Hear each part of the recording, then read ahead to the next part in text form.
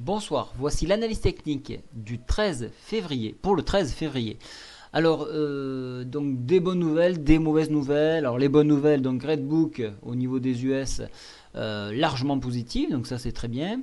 Mauvaise nouvelle, la Cour des comptes a expliqué aux hommes politiques donc que les chiffres, il ne fallait pas s'attendre à avoir un retour à 3%. Donc malgré tout, donc, on continue d'avancer. Alors pourquoi cet envolé? Tout simplement parce qu'on a dit que l'euro ne serait pas bloqué, on ne mettrait pas un veto à ce que l'euro monte.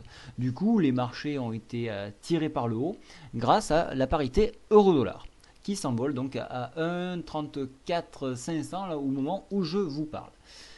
Pour demain, le calendrier économique, on suivra bien attentivement l'indice d'activité industrielle tertiaire qui devrait être en hausse au Japon.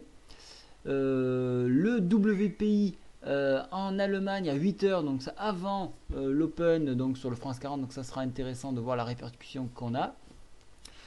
On ira un peu plus bas dans la journée.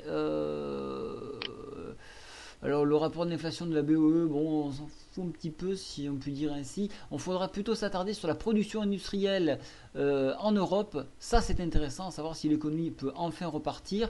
Elle est annoncée positive, on verra ce qu'il en est demain. Et on poursuivra jusqu'à l'Open US. Donc, alors avant ouverture, donc 14h30, les principales ventes au détail. Les ventes au détail, bien sûr. Donc, ça sera 14h30. Et on suivra les stocks d'essence 16h30. Une statistique que j'affectionne particulièrement. Sautons tout de suite sur le CAC 40. Alors fini en large hausse, avalement haussier, enfin pas avalement haussier, donc on englobe cette bougie, donc oui quelque part, je parle d'avalement haussier surtout quand on englobe plusieurs bougies. On a dépassé la MM7 ici, donc signal relativement positif puisque nous dirigeons vers les 3695. Donc là, on a un beau. Alors non, on n'a pas un Marubozu puisqu'on a une onde, mais on a une belle poussée haussière. Donc ça, c'est très intéressant. Ce qui met à mal donc ceux qui jouent donc en tendance baissière, puisqu'on a quand même, on avait des signaux un petit peu de retournement, comme je le laissais entendre hier. Alors, pour ceux qui ont suivi la conférence, qui ont pu la suivre du moins, il y avait effectivement une tasse avec Hans sur UT15, UT30, avec un objectif 3677, et en dépassement, tout de suite, on allait tester la MM50 dans cette même UT sur 3684 exactement, chose que nous avons fait. Donc, comme quoi l'analyse a encore son mot à dire dans le CAC 40. Alors pour demain, donc, graphiquement, on voit qu'on est en train de se ressaisir. On est toujours sur une configuration plutôt haussière, d'autant plus que nous prenons appui sur MM7. Donc pour les haussiers, venir chercher 3697 ne semble pas incroyable.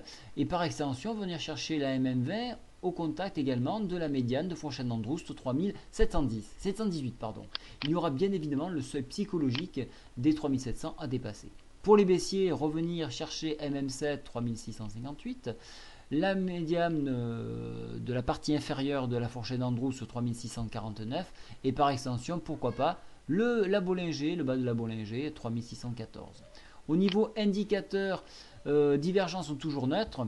La MACD, donc depuis la flèche que je vous ai mis, continue de décroître. Au niveau du stochastique, on voit que on est en train de repasser positif et en zone neutre, donc ça c'est un signal positif. Au niveau du Force Index, les bulles ont l'avantage, pas marqué mais ont l'avantage, donc ça suffit amplement pour faire une belle journée. Attention, les volumes sont faibles, donc attention, faux signaux encore une fois. Voilà, donc pour ma part, je serai encore positif pour demain, d'autant plus que les signaux positifs se rajoutent de jour en jour. Voilà, je vous souhaite à tous une très bonne soirée. Au revoir.